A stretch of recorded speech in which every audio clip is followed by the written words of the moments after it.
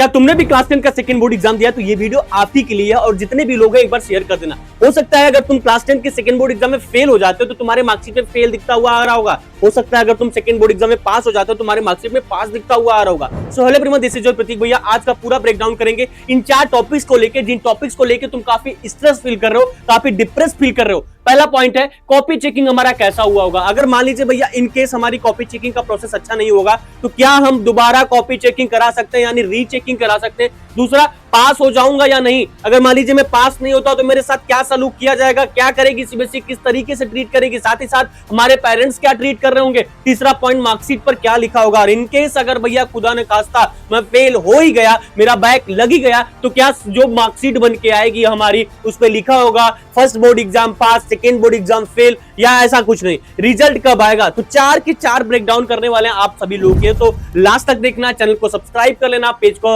अगर और नहीं किए हो तो एक बार यार सब्सक्राइब कर लो और कमेंट करके कोई डाउट हो तो बताना।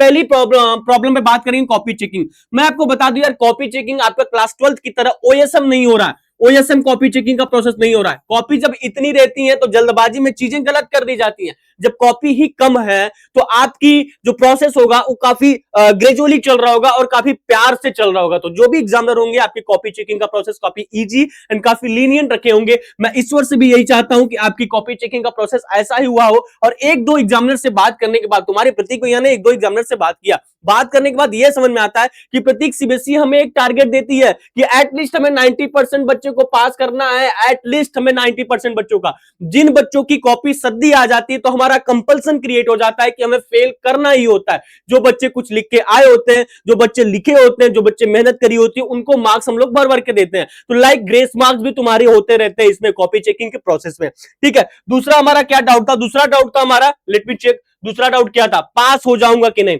तो क्या यार, एक चीज मैं सिंपल सी बता रहा हूं, अगर तुम सेकंड बोर्ड एग्जाम में तुम्हारे पास वो पोटेंशियल था, तुम्हारे पास वो गट्स था बैठने का, तो 100% गारंटी के साथ कह रहा हूं, 100 to 10%, मतलब 110% में बोल रहा हूं कि तुम पास हो जाओगे, क्योंकि तुम्हारी पोटेंशियल वो है, तुमने उतना अपना पोटेंशियल दिखाया है। सब लोग, अच्छा बताओ, आपके बगल का लड़का या आपके साथी का लड़का या आपके साथ में पढ़ने वाला लड़का क्यों सेकंड बोर्ड एग्जाम नहीं दिया? आप क्यों दिए? क्योंकि आपके पास वो गट्स है, आपके पास वो कॉन्फिडेंस है, आपके पास वो अपना पोटेंशियल है जो आप फील नहीं कर पा रहे हो, हम फील कर रहे हैं यहाँ पे, क्योंकि आप हमसे पढ़े हो, क्योंकि हम आपको अच्छे तरीके से जानते हैं। आप वहां पे रह के क्या फील कर रहे हो, क्यों डर रहे हो, वो चीज हमने भी कर रखी है। डर सबके मन में होता है कि भैया पास हो जाऊंगा कि नहीं पास हो जाऊंगा, या फेल हो जाऊंगा। फेल भी हो जाओगे तो मैं गारंटी के साथ कह रहा हूं कुछ नहीं होगा। फेल पास का मैटर ही नहीं यहाँ पे है, एकदम फेल पास का मैटर नहीं है। अगर मान लो कॉपी चेकिंग का प्रोसेस काफी लीनियंट नहीं हुआ होगा, या लीनियंट तो हुआ है, इनकेस अगर तुम्हारी कॉपी चेकिंग तुम्हें लग रहा है कि भैया हमारी कॉपी चेकिंग बेस्ट नहीं हुई है, तो रीचेकिंग पोर्टल भी सीबीएसई ओपन करेगी आप सभी लोगों के लिए, रीचेकिंग। ठीक है, तो इस प्रोसेस को भी तुम, इस ऑप्शन को अभी तुम एंजॉय ले सकते हो। तो पास ये ईश्वर के हाथ में है, आपकी मेहनत पे है। आपने जितनी भी मेहनत करी होगी उतना आपके पास आने वाला है। आपने जितना भी चीजें लिखी होंगी, देखो यार, लिखने के बाद, करने के बाद आप खुद फील कर लेते हो, खुद आपको अंदर से वो गट्स फीलिंग आती है कि मेरे इस सब्जेक्ट में इतने नंबर आने वाले, तो 2-4 नंबर नीचे, 2-4 नंबर ऊपर हो जाते हैं। मान लीजिए हम किसी भी पेपर को लिख के आते हैं, मान लो हमारा इंग्लिश का पेपर है, साइंस का पेपर है, साइंस के पेपर में हमने करके आया, तो मुझे पता है कि मैंने क्या किया है और मैं कितना नंबर उठा सकता हूं। झूठ बोलने के लोग बोलते हैं कि मैं इतना किया हूं, ये कर सकता हूं, वो कर सकता हूं। कुछ लोग तो अपनी एक्सक्यूज है, जैसे क्या होता है, उनके मान लो कम नंबर आ गए तो वो एक्सक्यूज देते हैं कि मेरी कॉपी चेकिंग सही हो। अरे यार, कॉपी चेकिंग जब सही नहीं हो तो रीचेकिंग कराओ ना, रीचेकिंग का ऑप्शन भी है तुम्हारे पास। तो उनके अंदर वो नहीं है, उन्हें पता है कि हम इसी लायक थे, इतने नंबर थे। तो आप जितना लिखे होंगे, जिस तरीके से लिखे होंगे, उस तरीके से आपके मार्क्स बन के आने वाले हैं।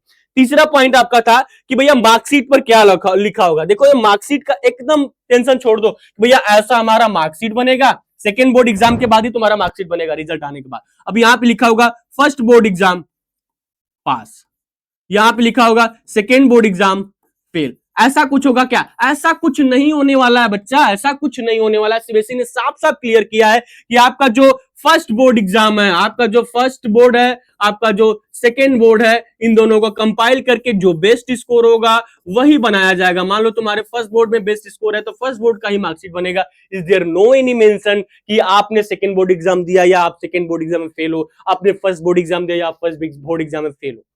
आपकी मार्कशीट प्रॉपर एक फ्रेश रूप में आ रही होगी, जिसमें ऐसा कुछ मेंशन नहीं होगा कि आपने सेकंड बोर्ड एग्जाम दिया, सेकंड बोर्ड एग्जाम में आपके कम नंबर आए।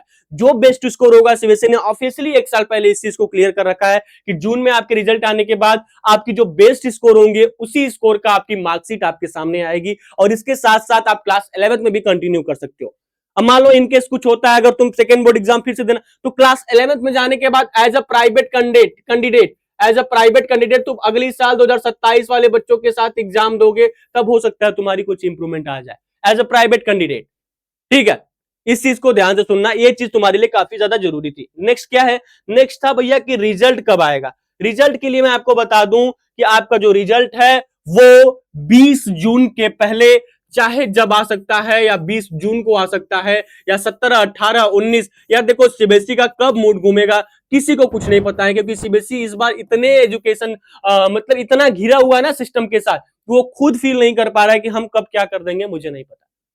उन्होंने तो ऑफिशियली बताया था कि 15 जून को आपके रिजल्ट आ जाने वाले हैं, आ जाएंगे, बट नहीं आए, क्योंकि क्लास 12 की चीजों को लेके, ओएसएम कॉपी चेकिंग को लेके, रिवैल्यूएशन को लेके काफी ज्यादा परेशान, हताश और निराश है। सीबीएसई से सुप्रीम कोर्ट सवाल पूछ रहा है, सीबीएसई से हाई कोर्ट सवाल पूछ रहा है, सीबीएसई से बच्चे सवाल पूछ रहे हैं, एटलीस्ट एजुकेशन मिनिस्टर के रेजिग्नेशन लेटर के लिए इतने प्रोटेस्ट हो रहे हैं, तो सारी चीजें सीबीएसई के अकॉर्डिंगली, मतलब सीबीएसई के तौर तरीके से हो रहे हैं। तो इस चीज को ध्यान देते हुए हो सकता है थोड़ा लेट हो जाए, बट लेट नहीं होगा, बहुत ही जल्द आपका रिजल्ट आपके सामने दिखाई दे रहा होगा, और काफी बेहतरीन रिजल्ट। मुझे पता है कि तुम्हारे अच्छे रिजल्ट आने वाले हैं, मुझे पता है कि आप अच्छा कर रहे होंगे।